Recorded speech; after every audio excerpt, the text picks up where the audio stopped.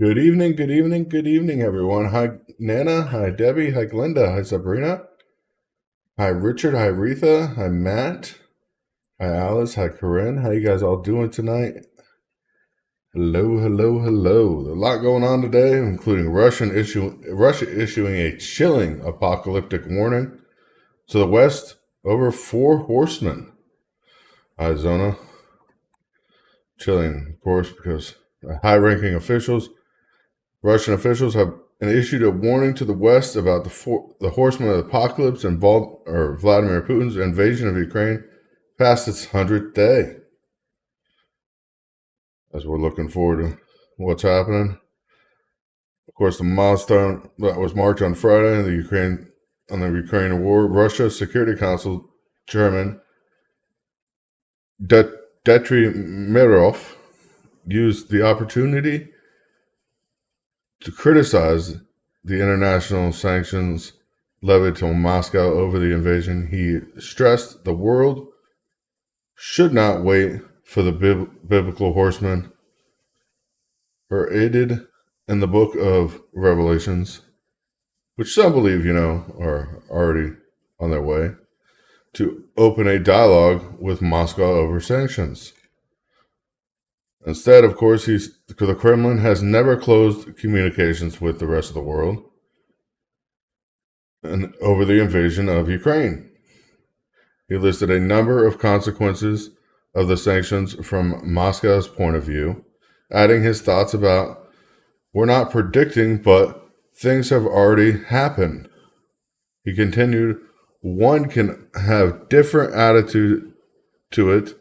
One can believe that the horsemen of the apocalypse are already here and all hope is in the Almighty God.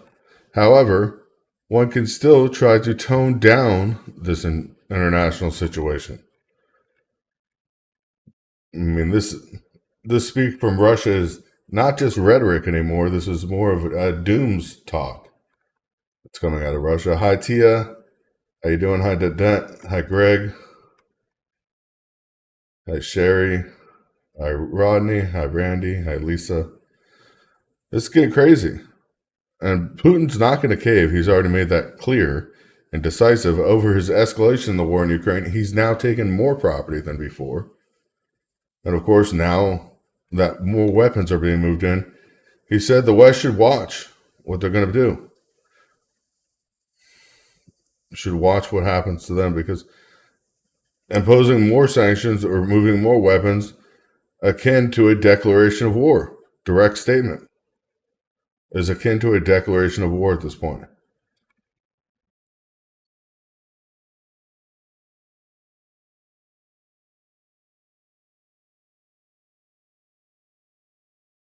And we got China, of course, moving on the coast of Taiwan. We got this happening over here. The EU, of course, backing out of oil and its sixth sanction package on Friday, calling the most visible and direct powerful response to Russia's brutal and unprovoked attack on Ukraine. But was it really unprovoked? I don't know. It's craziness out there. What does it mean? It means we're at a tipping point. We really are. And it can happen at any time. Hi, Billy. Hi, Jeff. Jeffrey. Hi, Catherine. But if you look at Chinese forces, I mean, they're stepping up exercises around Taiwan and the South China Sea. They're being open about it. They have no apprehension of taking on the U.S. at this point, the United States Navy. They have no problem doing it. Being open about it and saying the Eastern Theater, their command and recent conductive and multi-force patrols in the waterways and airspace around Taiwan's island. I mean, it shows that this is the third large-scale military exercise in Taiwan around the past 30 days. And they're moving faster as we go. So whether we see Russia end up using heavier powered weapons first, or, of course, China moving on Taiwan first, we don't know. But it's not helping that the U.S. And Taiwan, and the U.S. is now calling Taiwan an independent force. Of course, labeling that has really made a big move on China's One China policy, which the U.S. agreed upon. Of course, the warnings are all coming from China as the emboldening and the supporting of Taiwan from Washington. It will put Taiwan in a dangerous situation, bringing serious consequences to itself and us along the way. Yes, Billy, you're more than welcome to call in. Anybody is at any time.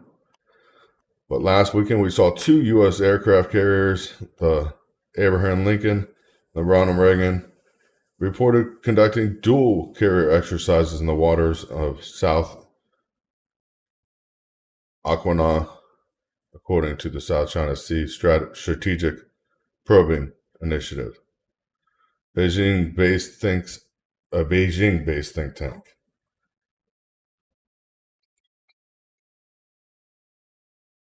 Hi, Billy. How you doing tonight?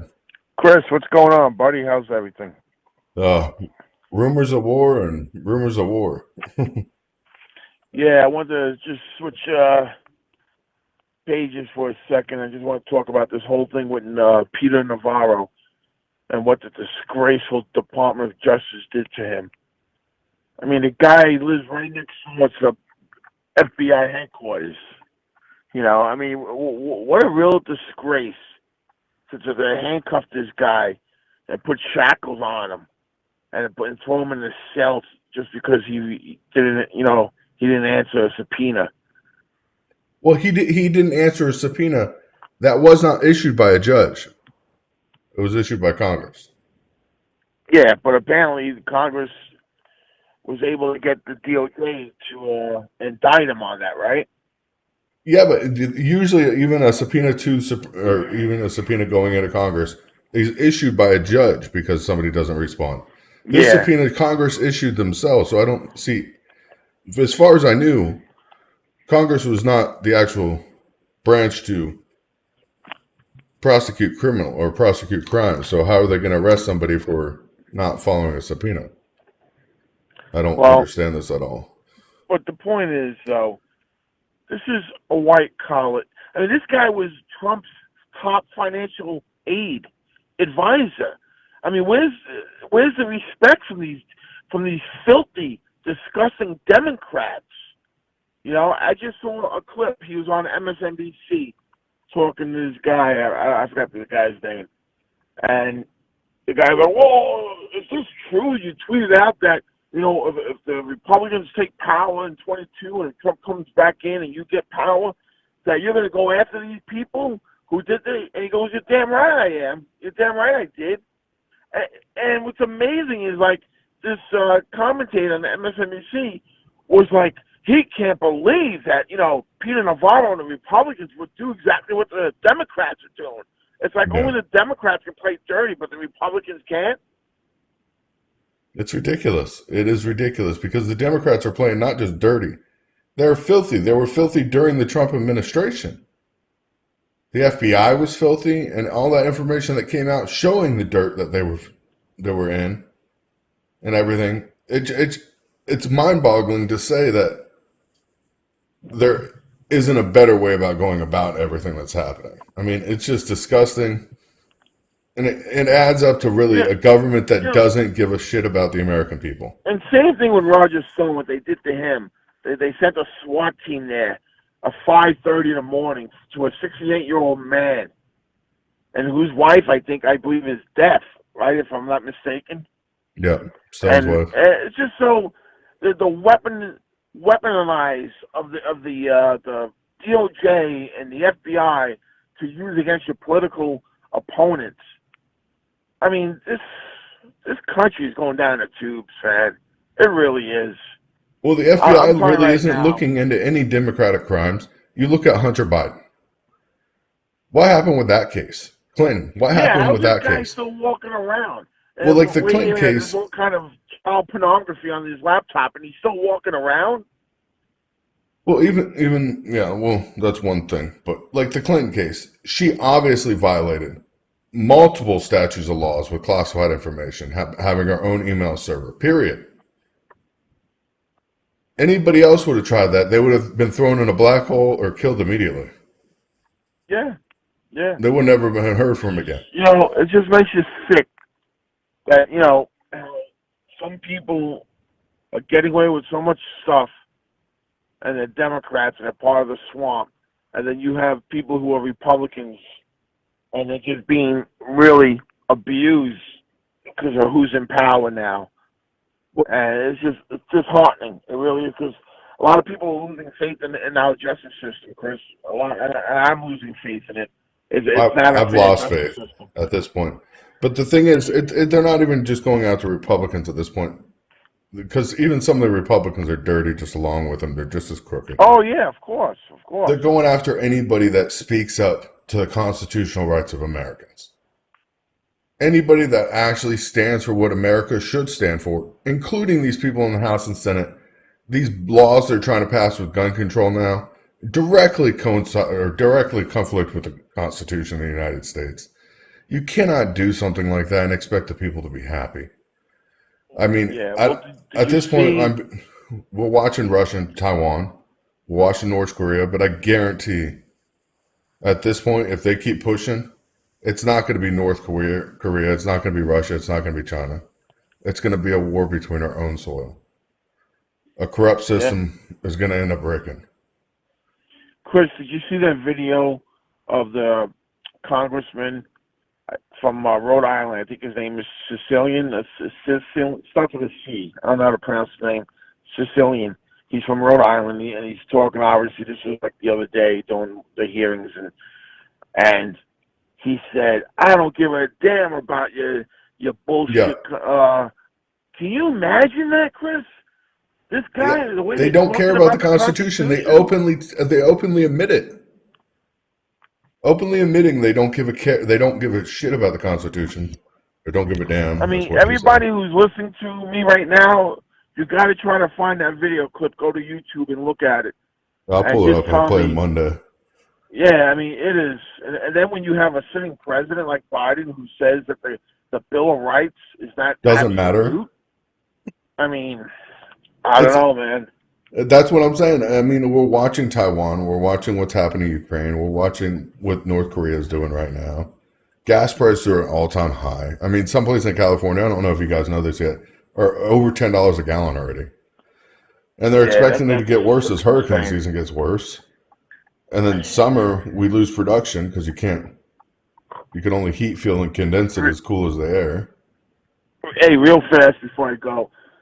Speaking of gas prices, so somebody came on Facebook today, and they were like, "Hey, gas at such and such place on Montauk Highway is $4.30 a gallon," and I'm like, "See, this is what they did to us.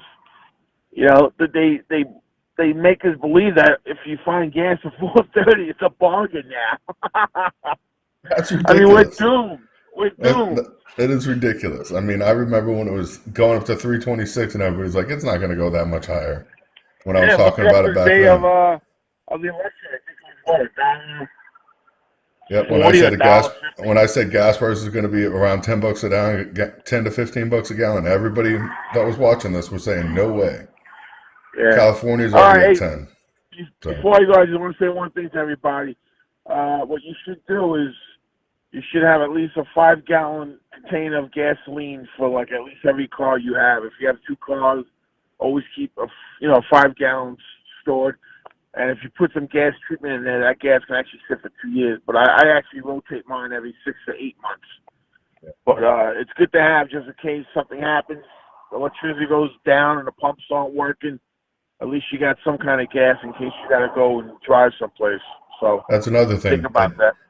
A small DC pump goes a long way when the pump stations go down. Yeah. All right, Chris. Listen, I'll let you go. Have a good night. Talk to you soon. All right, man. God bless. God bless. Bye-bye. You too. Yeah, we love when you guys call in. But it's crazy what's going on. It is crazy. Actually watching what's happening around the world. Seeing, of course, China's pushing these military operations. Basically saying, we don't care what the U.S. has to say at this point. going as far as warning for public advisory notices to mariners about internet or the navigation aids and current marine activity and hazards, including fishing zones and military exercises. China does not care. At the same time, North Korea is pressing ahead with its nuclear test preparations, despite the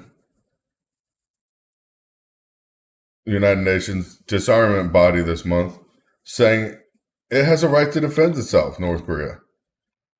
Which I don't believe North Korea should have nuclear weapons of any kind. But of course, North Korea appears to be continuing preparations for its 7th nuclear test. The U.S. point man on the country said even the top nuclear heads in the United Nations right now don't know what to do. I mean, really, it's a joke. They're coming after America's coming after their own. Gas prices are through the roof. We got Russia, of course, taking Ukraine without a problem. And who knows if they're going to stop there. Chinese getting ready to take Taiwan and making more active movements daily. North Korea supposedly having a nuclear weapon that can hit U.S. homeland now from North Korea, which is crazy. All with fuel prices already at $10 a gallon in some places, and gas prices expected to go higher. As, of course, the reducing fuel making capacity happens every summer, as, of course, the heat goes up, and still recovering from the repercussions of the pandemic, as this year's hurricane season is just getting underway. I mean, 47% of the total U.S. petroleum refinery capability is along the Gulf Coast, an area that is struck by extreme weather. Disaster would follow. It's not a could follow situation. It's a would follow situation. When we're with such a tight fuel race as we are right now in the United States, where we don't have enough fuel surplus, and consumer demand for fuel or gas and diesel is returning to pre-pandemic levels ahead of summer travels. Fuel-making refineries are facing dwindling stockpiles even as they run near maximum capacity. I mean, currently, upwards of 90% of refineries are being utilized in the U.S., which is the highest level in the last 5 years. Western sanctions have taken 800,000 barrels a day away, gone from our market. And that can increase to 1.4 million this summer, because summer markets usually Russia's producing more fuel than us. The factors are pushing gas prices to fresh and newer heights. It's the average gas price, of course, at almost $5 a gallon. You're looking at $10 a gallon in some places in California as natural gas. Other places are having even steeper price increases. But diesel fuel, jet fuel, and natural gas are having the highest of gas prices going up, as U.S. diesel stockpiles hit their lowest level in 17 years. With, of course, transportation needed more than ever to supply our stores with inventory and goods. U.S. inventories of gasoline are roughly 8% lower than normal for this time of year. If a hurricane shuts down a refinery on the Gulf Coast, it would likely take 2 to 4 years to bring it back online. It could cost billions of dollars. Of course, that would just be the beginning. It would be a pretty grim outlook on supply, which means prices would go even higher and continuously. Going into hurricane season, nobody is going to be short on fuel. Hopefully. During the pandemic, around 3 million barrels a day of global refinery capacity was closed, which we weren't needed. But moving forward, even losing one refinery could lose around 1.6 million barrels of U.S. refinery capability a day. It could expected to just disappear from the market, as this hurricane season could be much worse. If you don't have sound, please let me know. I will look and see what's going on.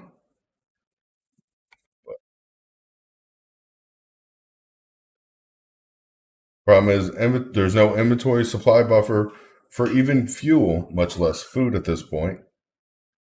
According to national analysts, the impact of a busy hurricane season on fuel prices could be dramatic. If a hurricane shuts down the refinery capacity for more than a couple days, its drawdown of total inventory in Gulf Coast could reduce the region's ability to send product to Northeast and Latin America. This would cause localized spikes at the pump. In addition to extreme weather, could exacerbate shortages if impacted pipeline capacities are shut down in the Gulf Coast ports.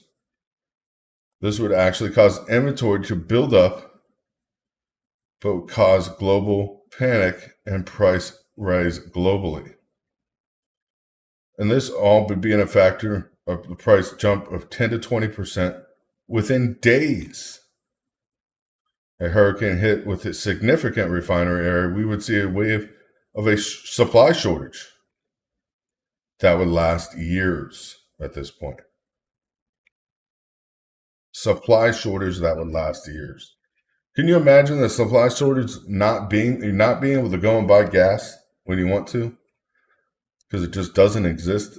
It's not available. Of course, Democrats are trying to battle this problem before midterm elections come up. But what are they going to do? They won't let more oil be produced, won't let more refineries be built. At this time, it's looking that average price will be $5.70 a gallon, at least, going forward. I mean, you got some prices that are looking to be over $12 a gallon by then. People can't afford to live at this rate. And everybody, of course, is being pushed into this. Cost of food is going up over $3,000 a year.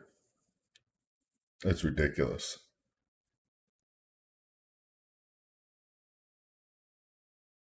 It's one thing after another. Of course, Biden, though, he's on vacation in his house in Delaware. He was in the basement, but he had to be moved for about 30 minutes today because a small plane, Cessna plane, flew near the beach without a flight plan.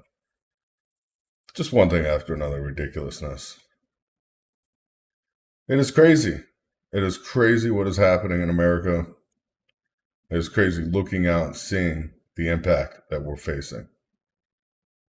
This is an impact that's going to be here with us for a long time coming. It's not something we're just going to turn around and it's going to be gone and done and over with. It's an impact that the world is facing and a global market is facing. They decided to send us $600 checks, hoping it would make everybody feel happy. But then this year, people are losing millions on their 401ks.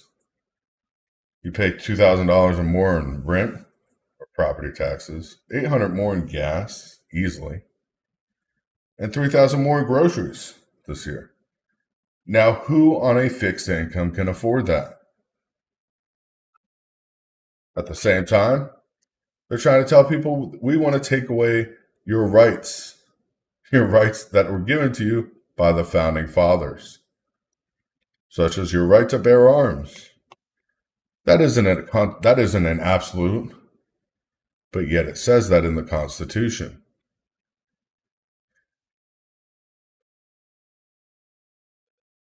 Frustrations are mounting across the United States on one side or the other. I can understand gun control, and we have gun laws. The problem is, if gun laws are not enforced properly, there's no point of adding new ones. Gun laws do not stop criminals from buying weapons, unfortunately. Criminals are going to buy weapons whether you make more laws or not. I'm sorry, a 9mm or a 22, really, those aren't even a question because handguns are 21 and up. How about mental evaluations for handgun purchases? I would allow that. That's not unquestionable. Oh wait, they already have that with background checks, but they don't even use that part of the background check. It's a sad, sad state of affairs.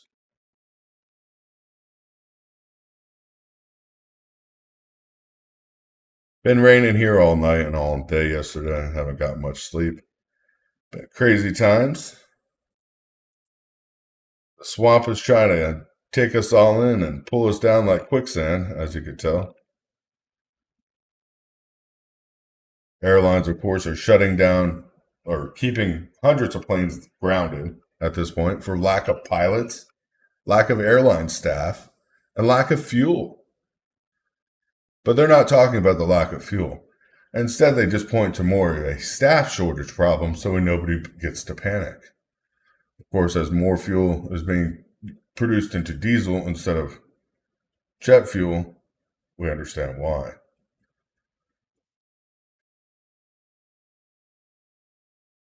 It's just sad. Keep stocking up and be prepared because it's not going to be an easy year. And we're just getting started. We are just getting started. God bless you all. Thank you guys for being here. Make sure you share the stream out. Hit that like button. Gives you a chance to be entered into our $100 drawing that'll be on the 15th and the end. The 15th and the end of the month every month. We'll draw somebody that has liked, shared, and followed our videos as we go through. So make sure you hit that like, share, and you're following the page. God bless you guys. Thank you guys for being with us tonight. We will see you tomorrow night, or not tomorrow night, Monday night. Going into some more detail about what's coming next, what we can see in our future. God bless you. God bless America, and good night.